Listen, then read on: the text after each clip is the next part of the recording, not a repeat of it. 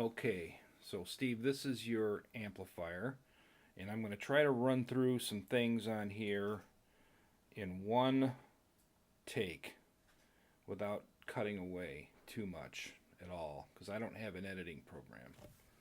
So provided I don't get any interruptions or lose my place because I don't remember nothing. Let's see, we'll start on this side.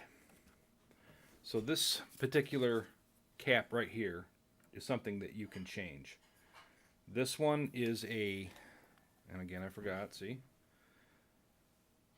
330 microfarad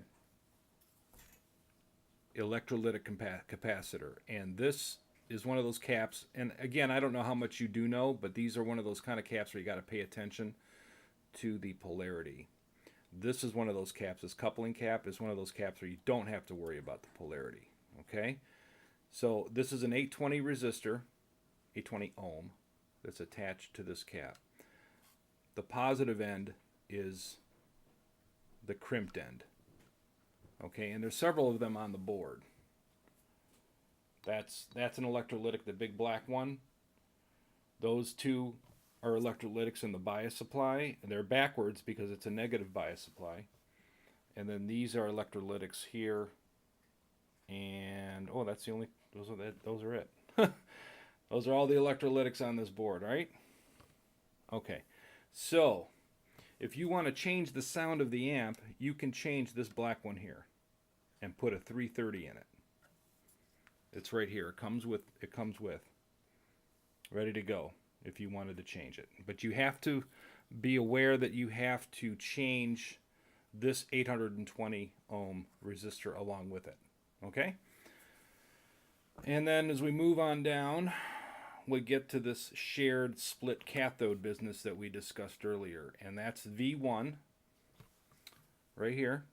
And this is the bit that shares with the other cathode. Remember, the 12AX7 is two separate tubes within one. And this little wire here that goes here is sharing the load. And what you would do if you wanted to make this a split is to remove this wire, add another wire. I'm going to move the camera again.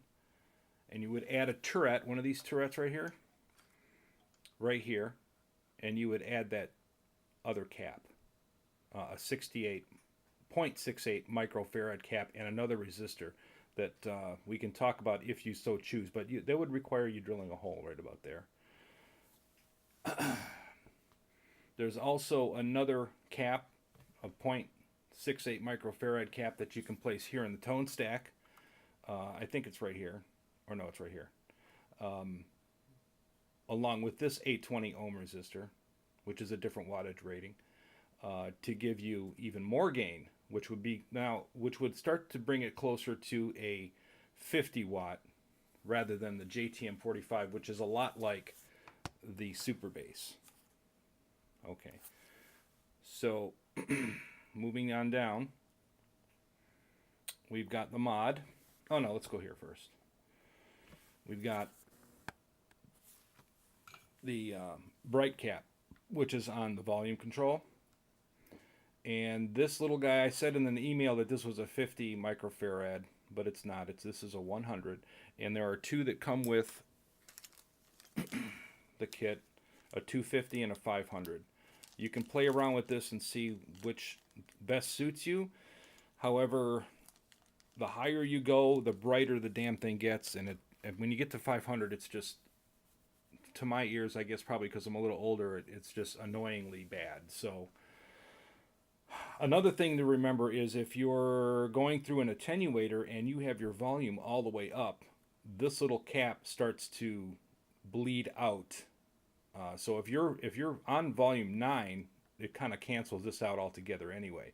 But if you're on volume 6 or 5, this cap starts to come into play. So it's something that only you could figure out if you want to do, and it's real easy. It's right here and right here that you would desolder and then solder in the other one.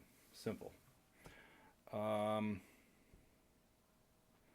Negative feedback resistor, which is this guy right. Wait a minute. This one right here. Yep. Because there's a purple. If we would follow this purple wire. Oh, you can't see.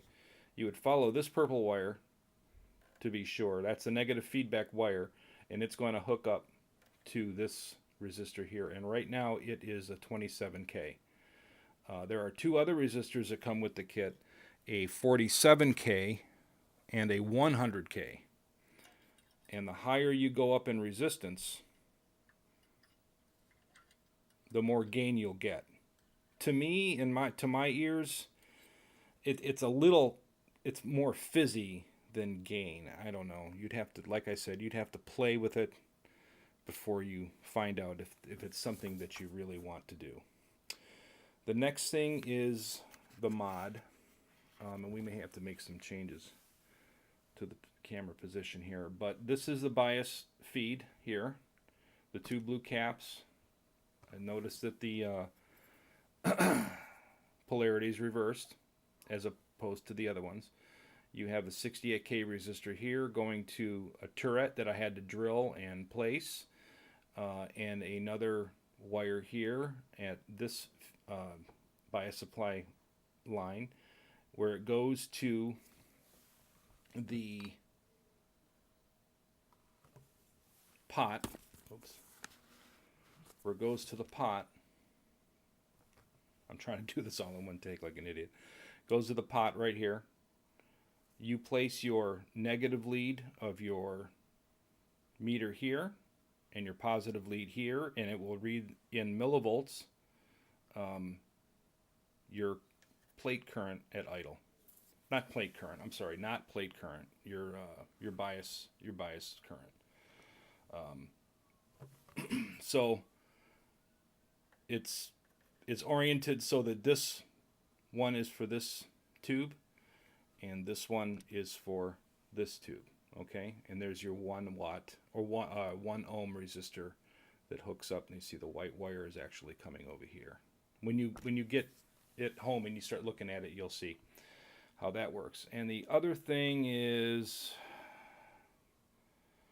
the blue cap, which is a 16 plus 16, and it wires from this yellow wire, starts here where it's 16, and then it goes to this one where it's the other 16, and that makes it 32. So that's the difference in filtering. If you wanted to try the 16 microfarad filtering, you would just lift this wire with solder, and again, discharge the caps before you do anything, and I'm going to show you that too. Lift this guy, give a listen to it. If you like it, leave it. If you don't, discharge the caps again, and then resolder that wire. You'll get your filtering back. So if we come out more, take a look at overall, what else am I missing? Let's see if I can think of anything else while I look at the board. Oh, yeah, I do. This cap here is also a value that can be changed. It's the presence cap. And in my 22, it's not focusing. In my 2203 and in some 1959 super leads, after certain years, I think 71 or so, don't quote me on the year, this is a 0.68 microfarad cap also, because this one can sound harsh depending on the cabinet that you're using. And a lot of people don't know this, but this present cap was placed here so that it can adjust to the cab sound. So if your cab is real deep and bassy, then you adjust your presence.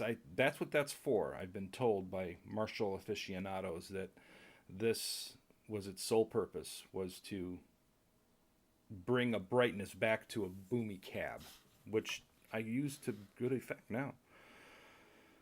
Yeah, let's see. That's about it. There's other stuff you can change. We can discuss if you want to do any additional mods. Of course, I would be glad to help you with them.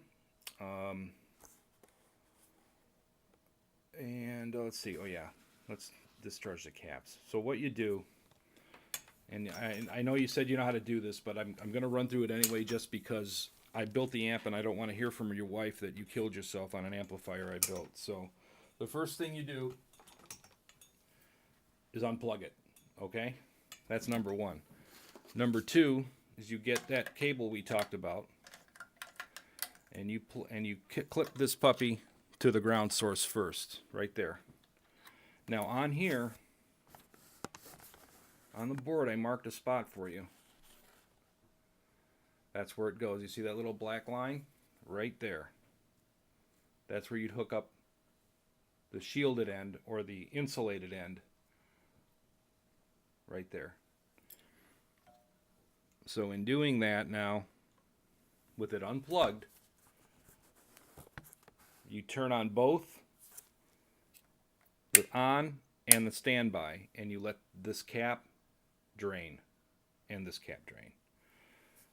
And well, all the caps will drain out through the ground. Let it sit for 2 minutes. It probably doesn't need that long, but that's the safe way to do it. Again, unplugged in this configuration. Turn on both. And then when you're done, don't forget, and do this religiously every time, shut it off. Because when you go to plug it in and you forgot to do this, you're going to hit your tubes with more than 500, 400 volts, or whatever your plate voltage is going to be. So make sure you're off. It's British, so off is when it's right, off is up. So you should leave this on while you're working on it, just for safety precaution. And I don't, but you should. And then you remove it, and then you're ready to rock. All right, I hope that helps. My camera's going to overheat now, and we'll see you. Hopefully this will sound great in your speaker cabinet. Bye.